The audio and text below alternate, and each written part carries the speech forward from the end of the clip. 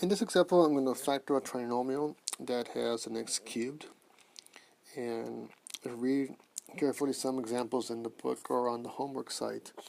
It says you may have to factor first the GCF.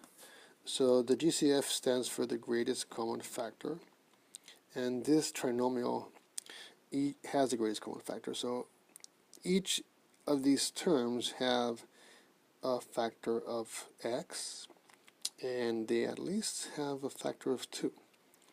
So I can start by factoring a 2x and see what's left out. If I factor a 2x out of each term, the first term becomes x squared, right?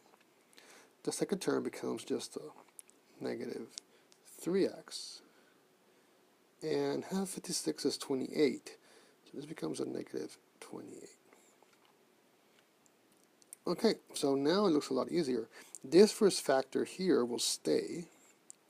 And now I have to try to factor this trinomial, which is ax squared plus bx plus c.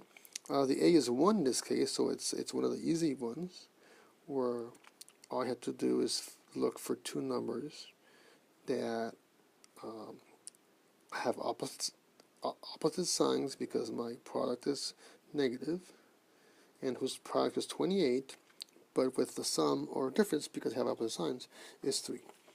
So it's not hard to say that this is going to be 7 and 4, because the negative there's a term here remains negative in the middle term over here, and all the 7 goes here and the 4 goes over there. So the answer for this question would be to factor this trinomial would be these 3 factors. Okay, so you have these 3 factors together will give you this. Why? Well, what you're doing is if you multiply these 2 terms together, you go back to this, and then if you distributed that 2x term, you will get this, right? So this is the answer for this question. Those 3 factors written like that. Okay, pretty simple.